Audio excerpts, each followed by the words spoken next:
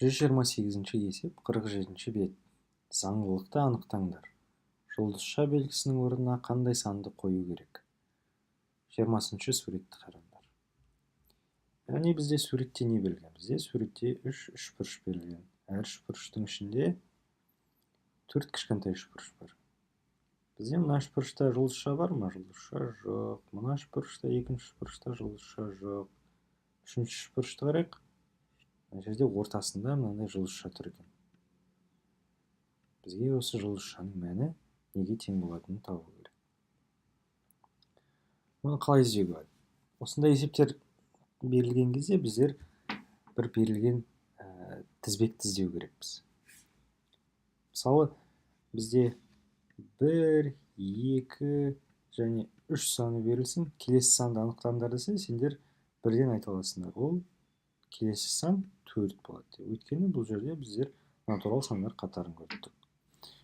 Ал егер мысалы 2, 4, 6 деп тұрған болса, келесі санды анықтаңдар десе, сендер тағы да айта аласыңдар. Ол келесі сан 8 деп. Өйткені сендер бұл жерде жұп сандардың қатарын көріп тұрсыңдар. Әр жұп сан 2-ден басталып, одан келесі санға 2 қосылып отырады. Сонда соңында біздер 8-ге дейін жетіп тұрмыз. Келесі қандай болады? Келесі бізде 10 болады. Дәл осындай тізбекті анықтап тұрмыз. Ал мына жерде біз тікелей ешқандай тізбек көріп тұрған жоқпыз, дұрыс па? Сол үшін біздер логикалық түрде ойлап, қандай тізбек болуы мүмкін екенін ойлап табу керекпіз. Ол үшін әр түрлі мысалдарды ойлап көресің. Мысалы, бірінші салыстырып көрейік. Мүмкін мына 3 үшбұрыш бір-бірімен байланысты шығар. Мүмкін мына жерде 2 тұр, мына жерде 3 тұр, мына жерде 4 тұру керек. Ол жағы болмай қалды. Онда мүмкін 2 мен 3-тің қосындысы 5-ке тең. Мүмкін мына кішкентай үшбұрыш пен мына кішкентай үшбұрышты қосқанда мынаған тең болу керек шығар. Қарайық, 2-ге 3-ті қосқанда 5, ол дұрыс болып тұр. Енді мына кішкентай үшбұрышты қарайық, ол 8-ге 9-ды қосқанда бізде 17 болу керек, бірақ 15 болып қалды. Яғни ол болжамымыз дұрыс емес болды. Келесі қандай идея бар? Келесі идеяны басқа түспен белгілейік. Келесі, мүмкін мына әр үшбұрыш өзі-өзімен бір байланысты шығар.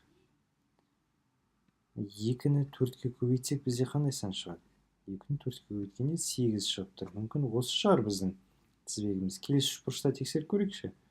3-ті 6-ға көбейткенде неше болады? 18. Бізде мына жақта тек қана 3-ті 6-ға көбейткенде 9 болып қалды. Сонымен мынау келмей қалды. Үшіншіге тексеріп көрейік. 5-ті 10-ға көбейткенде 50 шығады. Мына жерде бізде 15 тұр. Сондықтан ол болжамымыз да келмей қалды. Осылай әр түрлі мысалдарды неше түрлі қосу, көбейту, бөлу, азайту амалдарын қолдана отырып, әр түрлі тізбектер құрастыруға тырысасың. Сөйтіп, бір заңдылық табуға тырысамыз. Мына жерде бұл жердегі тізбектің жауабы мынандай болады. Қарайық. Мына үшбұрыштағы 2-ні 4-ке қосайық. Бұл бізде 6 болады. 6-ға 8 қосқанда бізде 14 шығып тұр. Яғни мына 3 санның қосындысы ортадағы санға тең болып тұр. Екінші үшбұрышты қарайық. Бұл жерде бізде 3 қосылған 6 тең болады 9 болып тұр. Оған 9-ды қосатын болсақ, ол 18-ге тең. Мына жақта жаңағы үшеуінің қосындысы ортадағы санға тең болады деген болжамымыз мына жерде де орындалып тұр. Соған байланысты біздер мына жердегі сан үшінші үшбұрышта. Бұл мына үшеуінің қосындысы деп айта аламыз. Сондықтан біздің жауабымыз ол 5 қосылған 10 қосылған 15 болады. Бұл неше болады? 15 қосылған 10 қосылған 5. Бұл яғни бізде 30-ға тең болады екен. Сонда жұлдызшаның орны 30 деген сан, 30 саны тұр деген сөз. Ал жалпы есептің шешімін жазған кезде жаңағы соңғы тапқан заңдылықтарын жазасыңдар. Біз анықтаған заңдылық бойынша мына шет жақта тұрған үш үшбұрыштың қосындысы ортадағы үшбұрышқа тең болу керек. Соған байланысты мына ортадағы жұлдызша бізде 30-ға тең деп жауабын жазасыздар.